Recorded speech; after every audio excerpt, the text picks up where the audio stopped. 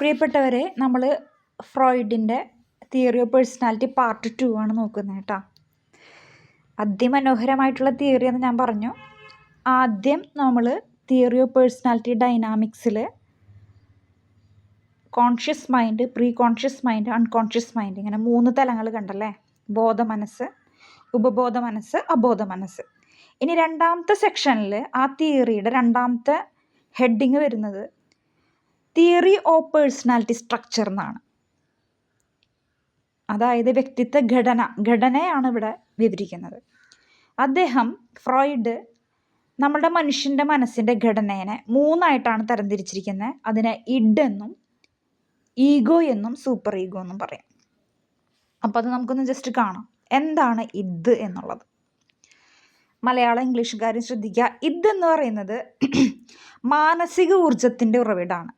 മനുഷ്യനിലെ മൃഗവാസനകൾ, സ്വന്തം ആനന്ദം മാത്രം ലക്ഷ്യം, വൈകാരിക നിയന്ത്രണമില്ല.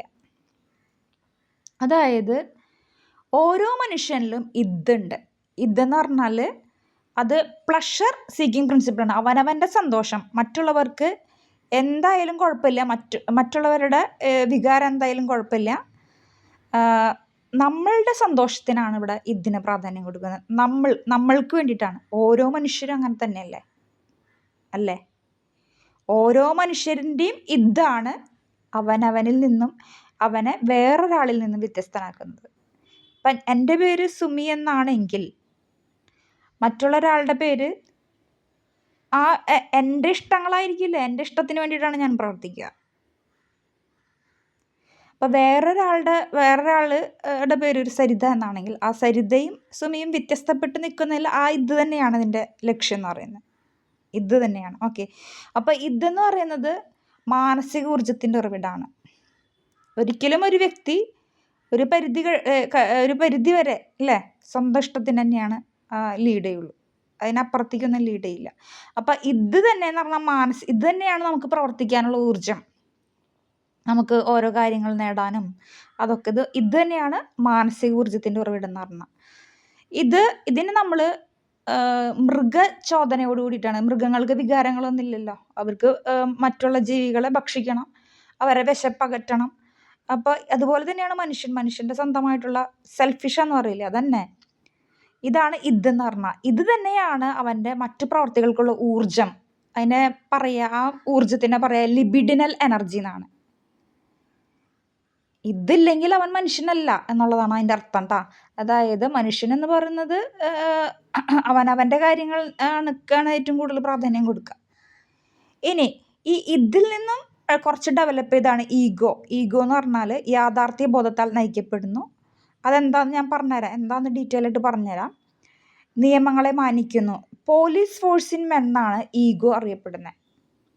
അപ്പം ഇതെന്ന് പറയുന്നത് ഒരു വ്യക്തിയിൽ ഗണ്യമായ തോതിൽ നിൽക്കുന്നൊരു സംഭവമാണ്. ഒരു പരീക്ഷയ്ക്ക് ചോദിച്ചിട്ടുണ്ട്, ഇതാണോ ഈഗോയാണോ സൂപ്പർ ഈഗോയാണോ വലുതെന്ന്. ഇതാണ്. ഇതിൽ നിന്നുമാണ്. ഇതാണ് ഒരു മനുഷ്യനെ വേറൊരു മനുഷ്യനിൽ നിന്നും വേർതിരിച്ച് നമ്മൾ നിർത്തുന്നത്. ഈഗോ എന്ന് പറഞ്ഞാൽ നമുക്ക് ഇതുണ്ട്, പക്ഷെ ഒരു സമൂഹത്തിൽ ജീവിക്കണമെങ്കിൽ നമ്മൾ ചില പ്രിൻസിപ്പിൾ ഫോളോ ചെയ്യും അല്ലേ. ഒരു യാഥാർത്ഥ്യം ചെയ്യും. യാഥാർത്ഥ്യബോധത്തിലാണ് നമ്മൾ പോകുന്നത്. അതിനെയാണ് ഈഗോ എന്ന് പറയുന്നത്. ഒരു ഉദാഹരണം ഞാൻ പറഞ്ഞുതരാം. ഞാൻ ഒരു ജ്വല്ലറിയുടെ കടയിൽ കൂടെ നടന്നു പോകുമ്പോൾ ജസ്റ്റ് ഒന്ന് നോക്കി. ഒരുപാട് ഭംഗിയുള്ള ജ്വല്ലറികൾ, ഇഷ്ടമുള്ള ജ്വല്ലറികൾ, അതെനിക്ക് വേണമെന്ന് ആഗ്രഹമുണ്ട്. ഓടിച്ചെന്ന് ഞാനതെടുത്ത് അവിടെ നിന്ന് ഓടിപ്പോവുകയാണെങ്കിൽ അതിന് ഇതെന്ന് പറയും. എന്നാലേ എനിക്ക് അങ്ങനെ ചെയ്യാൻ പറ്റുമോ അല്ലേ? ഞാനൊരു വ്യക്തിയാണ്. ഞാൻ സമൂഹത്തിൽ എന്താണെന്ന് എനിക്ക് വ്യക്തമായിട്ടുള്ള ബോധമുണ്ട്. അതുകൊണ്ട് ആ ആഗ്രഹം ഞാൻ കൺട്രോൾ ചെയ്യും. അതാണ് ഈഗോ എന്ന് പറഞ്ഞാൽ. ഇനി സൂപ്പർ ഈഗോ എന്ന് പറഞ്ഞാൽ ആദർശബോധം, ഉയർന്ന ധാർമ്മിക ബോധം, മനസാക്ഷിയാണ്. അത് സാധാരണ മനുഷ്യനിൽ അതിങ്ങനെ കാണപ്പെടില്ല. അത് വല്ല സന്യാസി വര്യരിലോ ഒക്കെയാണ് കാണപ്പെടുക. സന്യാസി വര്യരിന്ന് ഇപ്പം ആ പദപ്രയോഗം യൂസ് ചെയ്യാൻ പറ്റില്ല. കാരണം അത് നമ്മളുടെ തത്വചിന്തയിൽ അധിഷ്ഠിതമാണ്. അതായത് എന്തിനാണ് സ്വർണം, മെറ്റീരിയലിസ്റ്റിക് സാധനങ്ങൾ എന്തിനാണ്, നമുക്ക് സമാധാനം തരുമോ, അങ്ങനെയൊക്കെ ചിന്തിക്കുന്നതിനെയാണ് സൂപ്പർ ഈഗോ എന്ന് പറയുന്നത്. അപ്പോൾ ഇതെന്ന് പറയുന്നത് മനുഷ്യൻ്റെ സെൽഫിഷ്നെസ് ആണ്. ഈഗോ എന്ന് പറഞ്ഞാൽ നമ്മളൊരു സമൂഹത്തിൽ ജീവിക്കുമ്പോൾ അത് റിയാലിറ്റി പ്രിൻസിപ്പിളിലാണ് ബേസ് ചെയ്യുക. സൂപ്പർ ഈഗോ എന്ന് പറഞ്ഞാൽ സാധാരണ മനുഷ്യർക്കുള്ളതല്ല, ആദർശബോധമാണ് കേട്ടോ.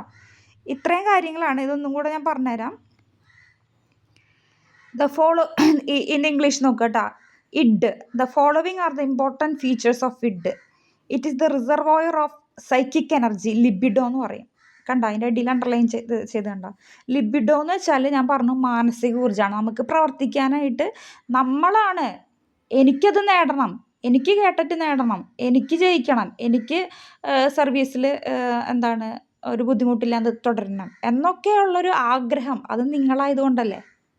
അത് ലിബിഡ്, അതിനെ പറയുന്ന പേരാണ്, ആ ആഗ്രഹത്തിൻ്റെ പേര് പറയുന്ന പേരാണ് ഈ ഇതെന്ന് പറയുന്നത്. അത് യുവർ പ്ലസൻറ്റ് പ്രിൻസിപ്പിളാണ്, നിങ്ങളുടെ സന്തോഷമാണ്. ആ നിങ്ങളുടെ സന്തോഷത്തിന് വേണ്ടിയിട്ടാണ് നിങ്ങൾ പഠിക്കുന്നത് അല്ലേ. അപ്പം അത് ആ ഇഡ് എന്ന് പറയുന്ന അതുള്ളത് കൊണ്ടാണ് നിങ്ങൾക്ക് വേണ്ടിയിട്ട് വർക്ക് ചെയ്യാൻ തോന്നുന്നത്. അത് അങ്ങനെ ഉള്ളത് കൊണ്ടാണ് ഇപ്പോൾ പഠിക്കുന്നതും. അപ്പം അതാണ് നിങ്ങളുടെ പ്രവർത്തനങ്ങൾക്കുള്ള എനർജി, ലിബിഡിനൽ എനർജി എന്നാണ് പറയുക. ഇത് എന്ത് കാര്യവും ഒരു വ്യക്തിനെ സംബന്ധിച്ചിടത്തോളം എന്ത് കാര്യവും അവനവന് വേണ്ടി ചെയ്യുന്നുണ്ടെങ്കിൽ അത് പ്ലഷർ സീക്കിങ് പ്രിൻസിപ്പിളാണ് അല്ലേ. നമ്മൾ ഭൂരിഭാഗം അങ്ങനെ തന്നെയാണ് മനുഷ്യന്മാർ, സന്തോഷത്തിന് വേണ്ടിയിട്ടാണ് ചെയ്യുന്നത്. അപ്പോൾ ഇതെന്ന് പറയുന്നത് അതാണ്. ഇനി ഈ ഈഗോ എന്ന് പറഞ്ഞത് ഇഡിൽ നിന്നുമാണ് ഈഗോയും ഡെവലപ്പ് ചെയ്യുന്നത്. പക്ഷേ ഈഗോ എന്ന് പറഞ്ഞാൽ ഒരു പോലീസ് ഫോഴ്സിൻ മാനാണ്. ഞാൻ നേരത്തെ പറഞ്ഞ പോലെ ഞാൻ ഇതേപോലെ തന്നെ ഇഡെന്ന് പറയുമ്പോൾ വേറൊരു ഉദാഹരണം പറയാം. റോട്ടിലൂടെ പോകുമ്പോൾ എനിക്ക് ദേഷ്യമുള്ള ഒരാളെ ഞാൻ കാണുന്നു, ഓടിച്ചെന്ന് കാരണത്ത് കുറ്റിക്കൊരു അടി കൊടുക്കുന്നെങ്കിൽ അത് ഇതാണ്. എനിക്കപ്പോൾ സന്തോഷം കിട്ടി. എന്നാൽ ഞാൻ അങ്ങനെ ചെയ്യുമോ? ഇല്ല. ഞാൻ കൺട്രോൾ ചെയ്തിട്ട് ചിലപ്പോൾ മുഖം തിരിഞ്ഞടക്കുമല്ലേ.